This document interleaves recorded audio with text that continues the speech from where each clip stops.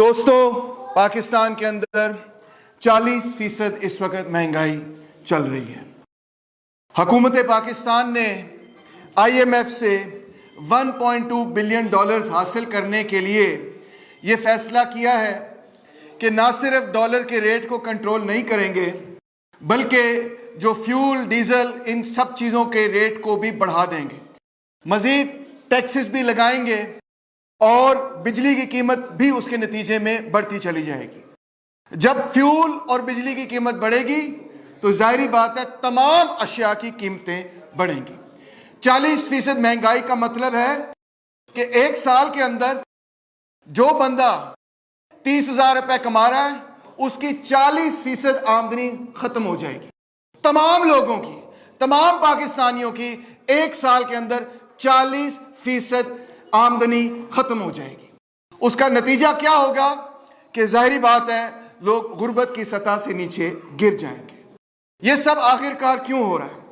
22 दफा हुकूमत Pakistan international monetary fund के पास गई है और मुआहदे किए हैं। पाकिस्तान की तकरीबन 1950 से लेकर अब तक चंद एतवार के अलावा जब भी मुआशी पॉलिसी बनी है तो वो वही मुआशी पॉलिसी बनी है जो IMF की अप्रूव करदा मुआशी पॉलिसी थी। आज भी ऐसे है। इस मुआशी पॉलिसी में 3 मुख्तलिफ बड़े पहलू शामिल हैं। एक का नाम है लिबरलाइजेशन, जिससे उनकी मुराद ये है कि ट्रेड बैरियर्स खत्म कर दिए जाएं, बाहर से जो चीजें बरामद और दरामद हो रही हैं उन पे किसी किस्म की कोई पाबंदी ना हो। दूसरा डीरेगुलराइजेशन, जिससे उनकी मुराद ये है कि कमर्शियल बैंकिंग के ऊपर तमाम जो कंट्रोल है उसको खत्म कर दिया जाए। और तीसरी जो सबसे अहम आज के हवाले से पॉलिसी है जिस पे नारे भी लगे हैं वो है निजकारी की पॉलिसी। इस पॉलिसी पर मैं थोड़ी सी रोशनी डालना चाहूंगा। वैसे तो तीनों चीजों पर रोशनी डालने की जरूरत है मगर वक्त की किल्लत की वजह से इसी पर बात करूंगा। 1990 की दिहाई से हमें यह सबक सिखाया जा रहा था कि जो भी हुकूमती इदारा है वहां पे मजदूर काम नहीं करता और लिहाजा वहां पे खसारा होता है, इसलिए इसकी निजकारी कर दी जाए। लिहाजा हुकूमत जिसके पास 1990 के अंदर 250 से जायद ऐसे इदारे थे जिनको आप कह सकते हैं कि वो सनती और कमर्शियल इदारे थे, यानी ऐसी चीजें बनाते थे जो कि मंडी के अंदर बेची जाती हैं। दूसरे इदारे, पुलिस वगैरह, ये तो रेगुलेटरी इदारे ना, इनको नहीं शामिल कर रहे। तो इन्होंने 172 इदारों की निजकारी की, 172 इदारों की निजकारी इन्होंने की 1990 की दिहाई से लेके अब तक। और आज अभी तक ये कह रहे हैं कि खसारा अभी तक हुकूमत का पूरा नहीं हो रहा। आगे मजीद बच गई हैं 85 और इंडस्ट्रियां, 85। इन 85 इंडस्ट्रियों में से आप हैरान होंगे सुन के, हुकूमती इंडस्ट्रियों में से 2/3 ऐसी इंडस्ट्रियां हैं जो मुनाफा कमाती हैं, लॉस नहीं कमाती, मुनाफा बनाती हैं। उनकी निजकारी बिल्कुल आउट ऑफ द क्वेश्चन होनी चाहिए क्योंकि वो तो पहले ही मुनाफा बख्श इदारा है। अगर वो आप उसकी निजकारी कर देंगे तो जो मुनाफा आ रहा है वो भी नहीं आपके पास आएगा। और मजीद आपको दिलचस्प बात बताऊं कि जो बाकी इंडस्ट्रियां बच जाती हैं उसमें से 90% जो खसारा हुकूमत को हो रहा है वो सिर्फ 10 मुख्तलिफ एंटरप्राइजेस से हो रहा है, सिर्फ 10 से। वो 10 कौन सी हैं? उनमें से 5 जो हैं वो हैं डिस्कोस। डिस्को का मतलब है डिस्ट्रीब्यूशन कंपनी, जो कि इलेक्ट्रिसिटी डिस्ट्रीब्यूशन कंपनी होती है। इनकी 5 के बारे में मैं अभी 2 मिनट बाद बात करता हूं। बाकी 5 कौन सी हैं? एक है नेशनल हाईवे अथॉरिटी। इसकी निजकारी नहीं हो सकती क्योंकि ये कमर्शियल इदारा भी है मगर साथ ये रेगुलेटरी इदारा भी है। रेगुलेटरी इदारे की निजकारी करना तो कोई भी हुकूमत नहीं करती, ये तो बिल्कुल बेवकूफ़ी है। रह गए 4। उसके बाद है ज़राई तरक्याती बैंक, वो अब मुनाफा कमाने की तरफ जा रहा है, उसकी इस वक्त निजकारी करना बेवकूफ़ी होगी। उसके अलावा है पाकिस्तान स्टील, पाकिस्तान रेलवे और PIA। ये इनके टोटली जद में है कि इनकी हमने निजकारी करनी है। और इसके अलावा जिन 5 इदारों का मैंने जिक्र किया जो डिस्कोज हैं, जिसमें क्वेटा का, पेशावर का, सरगोदा का, ये जो बड़े बड़े डिस्कोज, डिस्को का मतलब है कि वो बिजली फराहम करते हैं। आगे डिस्कोज बिजली खरीदते हैं या वापटा से या फिर डिस्कोस बिजली खरीदते हैं IPP से। 1994 में IPP की पॉलिसी बनी 94 سے پہلے جب میں بڑا ہو رہا تھا وابڈا بجلی سپلائی کرتی تھی, اکثریت بجلی وابڈا ہی سپلائی کرتی تھی. پھر انہوں نے یہ کہا کہ ہم بجلی بڑھانے کے لیے انڈیپینڈنٹ پاور پروڈیوسر پالیسی لے کر آ رہے ہیں. اس پالیسی کے تحت آپ اندازہ کریں, انڈیپینڈنٹ پاور پروڈیوسر نے یہ کہا کہ جناب ہم یہاں پہ پلانٹ لگائیں گے, مگر جو ڈیزل ہم خریدیں گے, جو فوسل فیول ہم خریدیں گے, وہ آپ ہمیں خرید کے دیں گے اور اس مقررہ ریٹ پہ لے کر دیں گے, اور جو بجلی آپ ہم سے خریدیں گے وہ بھی اس مقررہ ریٹ پہ ہوگا, اور یہ دونوں مقررہ ریٹ ڈالر کے ساتھ جڑے ہوئے, روپے کے ساتھ نہیں جڑے ہوئے. تو جب ڈالر چڑھتا ہے تو یہ مقررہ ریٹ بھی سارے بڑھ جاتے ہیں اور حکومت کو اس کا خسارہ اٹھانا پڑتا ہے. تو یہ جو خسارہ ہے یہ 1994 کی انڈیپینڈنٹ پاور پروڈیوسرز پالیسی کے نتیجے میں پیدا ہو رہا ہے. حکومتی خسارے کی مین وجہ اور بین الاقوامی تجارت کے خسارے کی مین وجہ انڈیپینڈنٹ پاور پروڈیوسرز کی وجہ سے. یہ اتنے پیسے کما رہے ہیں کہ آپ کی سوچ ہوگی. یہ تب بھی پیسے کماتے ہیں, خورشید صاحب جانتے ہوں گے, کہ جب اگر یہ اپنا پلانٹ آن کر لیں اور کہیں کہ اب ہمارا پلانٹ آپریشنل ہے, تو حکومت ان کو کیپیسٹی چارجز دیتی ہے. اگر ان سے ایک یونٹ بجلی نہ بھی خریدے تب بھی ان کو وہ پیسے دیتی ہے کہ آپ نے اپنا پلانٹ آن کر دیا, یہ لیں آپ ہم سے پیسے لیں گے.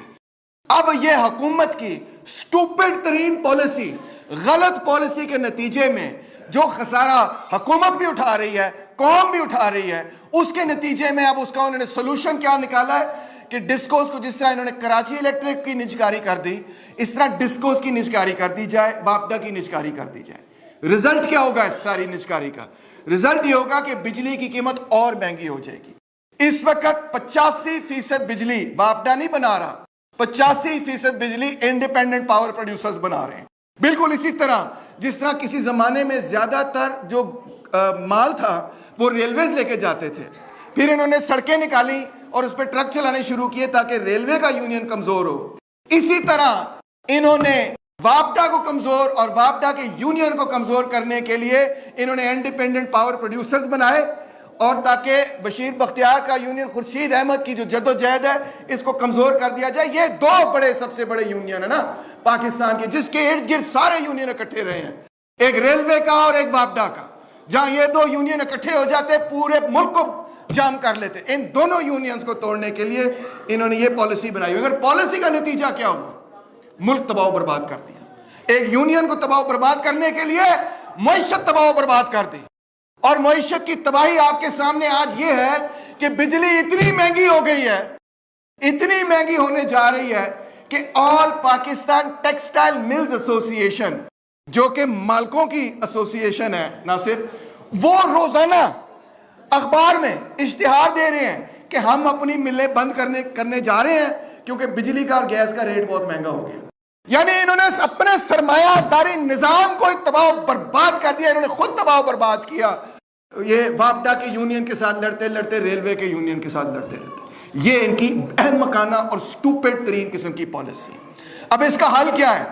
اس کا حل دوستو یہ ہے کہ وابڈا کی نجکاری بالکل ہم نہیں ہونے دیں گے, ادروائز بجلی اور مہنگی ہوگی. جب بجلی اور مہنگی ہوگی تو تمام چیزیں مہنگی ہوں گی.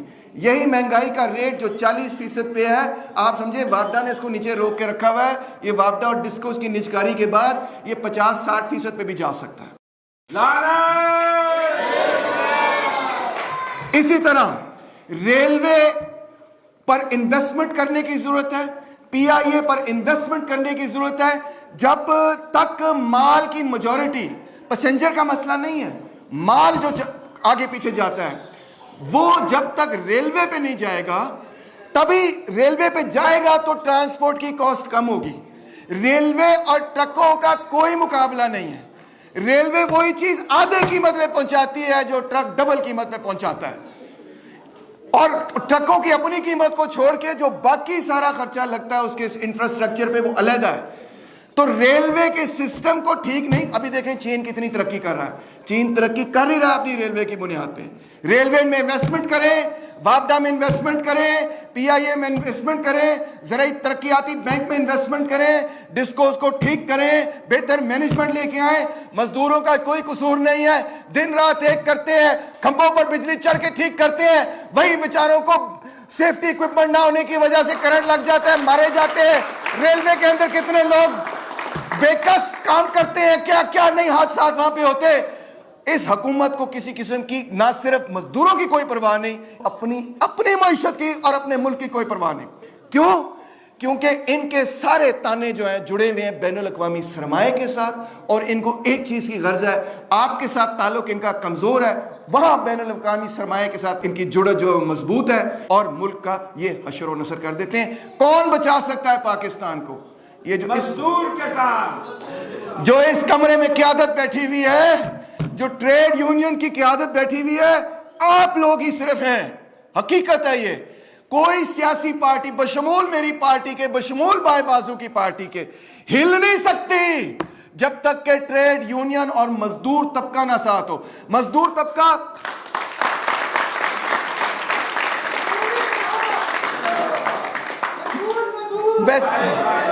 वो मेरे रेलवे के लीडर बता रहे थे ना आपको, मजदूर ही मजदूर है। लाहौर में क्या पूरे पाकिस्तान में मजदूर ही मजदूर है। उसको इकट्ठा करना है, मुनज़्ज़म करना है, मगर किसने इकट्ठा करना है? वो IMF की बनाई हुई पॉलिसियां, और इन पॉलिसियों से आगे पीछे नहीं हटेंगे, क्योंकि वो एक तबके की नुमाइंदगी करते हैं। आप एक और तबके की नुमाइंदगी करते हैं, एक और नुक्ता नजर, एक और सियासत, एक और सकाफत, एक और समाज, एक नए सवेरे की नुमाइंदगी करते हैं। आप कल की नुमाइंदगी करते हैं, आप मुस्तकबिल की नुमाइंदगी करते हैं, आप उस समाज की नुमाइंदगी करते हैं जो कि मुसावात कायम कर सके। आप कल की नुमाइंदगी करते हैं। कदम बढ़ाएं, इत्तेहाद बढ़ाएं। आपकी जरूरत है मैदान अमल में मजदूर इत्तेहाद।